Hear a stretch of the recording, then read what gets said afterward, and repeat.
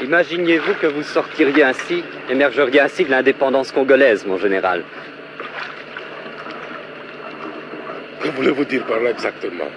Est-ce que vous imaginiez que vous auriez une carrière aussi brillante avant l'indépendance? Mais de toute façon, je m'étais très bien préparé dans ce qui était mon domaine. Puisqu'avant l'indépendance, j'ai été d'abord représenter mon journal à l'exposition et ensuite j'ai fait le stage de journalisme. Je me préparais quand même à une carrière. Vous avez une piscine magnifique, elle est récente de construction? Elle est terminée il y a 1 mois et demi. Et vous arrivez complètement à vous détendre chez vous malgré vos charges? De temps en temps, de temps en temps. Surtout pour jouer ici avec ma fille qui adore nager.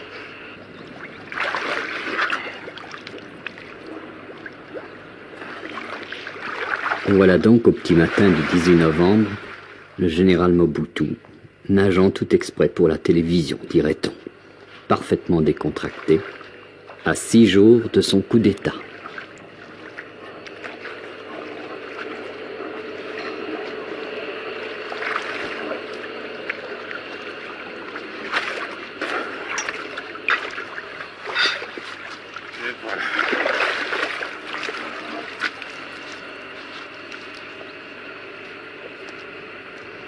En partant pour le Congo début novembre, le réalisateur Kerestéchi et moi-même nous demandions bien comment nous allions faire pour construire une séquence qui ne soit pas démonétisée début décembre.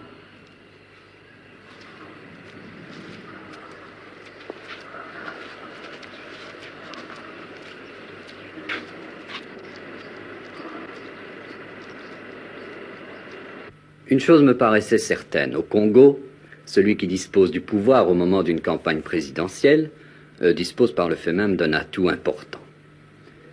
En démettant le Premier ministre Tshombe, le président Kasavubu avait fait démarrer le tour de piste de la campagne présidentielle avant le coup de feu du starter.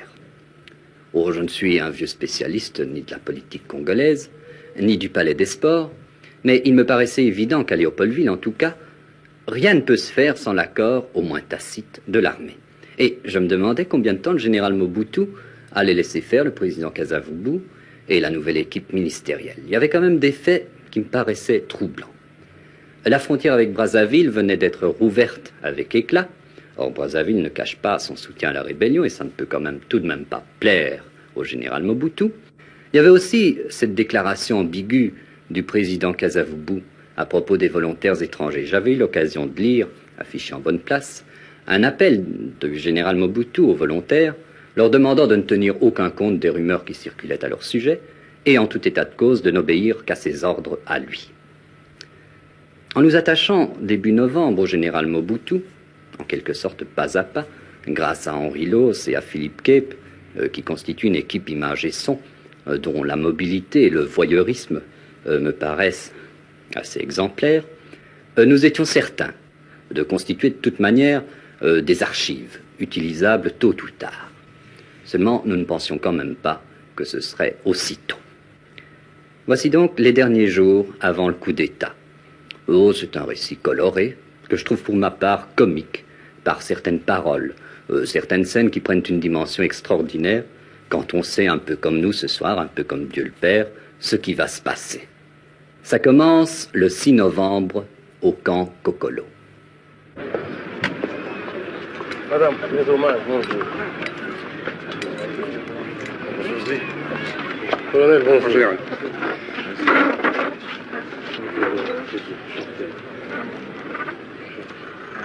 Colonel. Mais félicitations.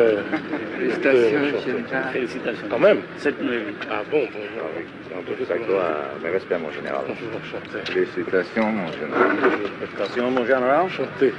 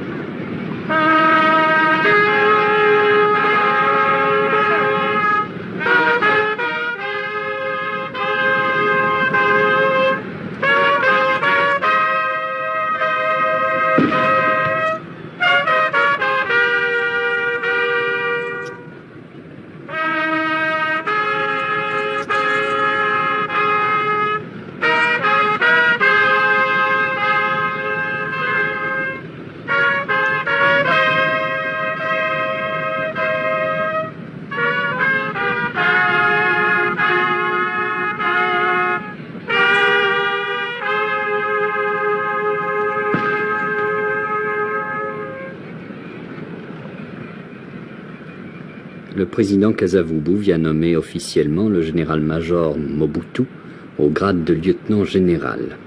Ainsi, M. Kasavubu peut-il croire, gagner ou garder les faveurs du chef de l'armée nationale congolaise.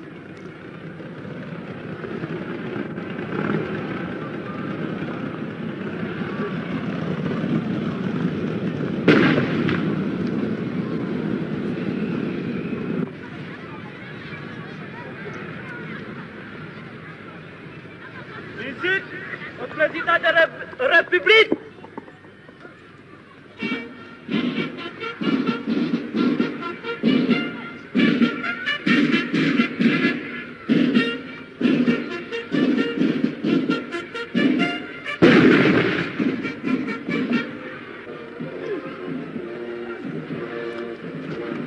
Revu en compagnie du Premier ministre formateur Kimba, il y a donc désormais 2 lieutenants généraux au Congo. Le haut-parleur du camp, vous allez l'entendre, est de temps en temps saturé. Ce n'est pas notre enregistreur, parce que, pour rien au monde, nous n'aurions voulu gâcher, si peu que ce soit, un moment aussi historique.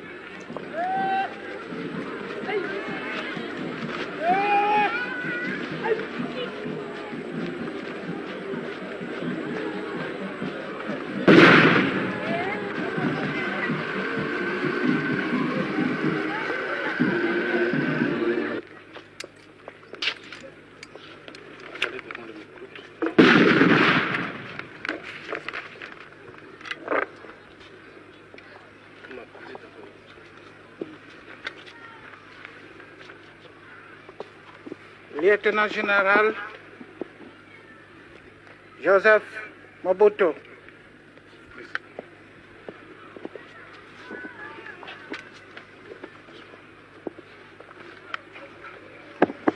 Par ordonnance numéro 400 du 3 novembre 1965, prise par nous, le commandant en chef de l'armée nationale congolaise, le général-major Mobutu, Joseph Désiré, ici présent, est nommé lieutenant général de l'armée nationale congolaise à la date du 1er janvier 1965.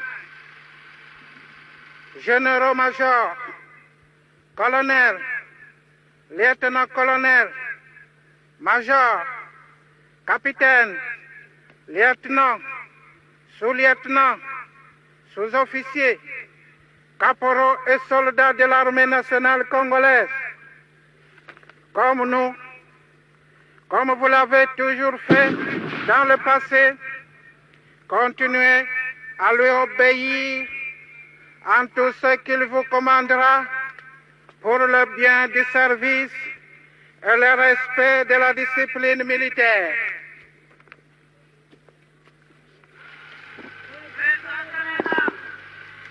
Nous suivons le général Mobutu vers sa jolie résidence au bord des chutes du fleuve Congo, pour mieux le connaître sans doute, et aussi pour essayer de savoir ce qu'il compte faire. Nous sommes à 9 jours du coup d'État. C'est la pastorale, ça, mon général. Oui. Il y a, je crois, un orage là-dedans. C'est un peu correspondant au climat aujourd'hui à Léo. Mon général, il y a une qualité qu'on vous reconnaît, c'est le courage moral et physique. Est-ce que vous avez eu parfois des motifs d'appréhension? Avez-vous eu des appréhensions? Des appréhensions, surtout pas, mais une fois. Lors de mon séjour au mois de mars dernier à Lausanne, en Suisse, lorsqu'à mon retour, mes services m'ont prévenu du plan diabolique qui a été monté pour descendre pendant que je me trouvais en Suisse avec ma famille. Je n'ai pas eu ces appréhensions en ce qui me concerne personnellement, mais parce que surtout j'avais ma famille avec moi, ma femme qui était enceinte de 7 mois, et ma jeune fille âgée de 3 ans qui était avec nous, et puis j'étais presque malade lorsque je me faisais l'idée de ce qui pouvait arriver ce jour-là, si par hasard on pouvait me rater pour atteindre mon épouse ou mon enfant, alors vous voyez. Parce que Pourtant, vous êtes un non-violent et vous êtes chrétien. Vous avez dit un jour, ma conscience de chrétien et d'homme m'oblige à faire cesser ces atrocités. Oui, je l'ai dit et répété à maintes reprises. Vous avez aussi préservé des vies européennes et africaines. Depuis le début de notre accession à l'indépendance jusqu'à ce jour, je ne fais que ça. Avez-vous rencontré de l'ingratitude? Ça, c'est humain. C'est la terre des hommes. Heureusement, vous avez quand même vos enfants. La petite là-bas. C'est la plus petite? Oui. Comment elle s'appelle? Marie-Antoinette comme sa mère. Oh, combien elle pèse? Vous ne savez pas. 6 kg 600 là. Hein? Elle vous connaît? Oh oui, très très peu. Elle veut venir, hein? Oui. C'est pas votre seul enfant, vous en avez quand même... J'en ai 6. Oh là. 3 garçons, 3 filles. Bonjour. Bonjour, qui? Vous ne savez pas comment tu répètes? Elle voudrait qu'on a... On peut peut-être s'asseoir. Vos autres enfants, ils ont été contents que vous soyez nommé lieutenant général? Les 2 aînés viennent justement de m'envoyer 2 cartes de félicitations. Voilà. Plus une photo. Le président Kasavubu est lieutenant général et ministre de la Défense. Vous êtes aussi lieutenant général, vous venez d'être nommé. Et vous êtes commandant-chef de l'armée nationale. Comment concevez-vous sur le plan militaire vos attributions respectives? Il y a une précision à faire dans ce domaine-là. Je suis lieutenant général, mais le président de la République ne l'est plus depuis l'existence des statuts des officiers et sous-officiers de l'armée nationale promulgués depuis le 1er janvier de cette année. Il a plutôt rang, je dirais, de maréchal des forces armées congolaises, maréchal de la République, parce qu'il a 6 étoiles. Moi, je suis lieutenant général. Le plafond, en temps de paix pour l'armée nationale maintenant, c'est le grade de général tout court, 4 étoiles. C'est ça. Et lorsqu'on commande en chef l'armée nationale en temps de guerre, on peut porter la 5e étoile. Mais espérons qu'il n'y aura jamais de guerre. Donc vous êtes sous les ordres du président. Oui.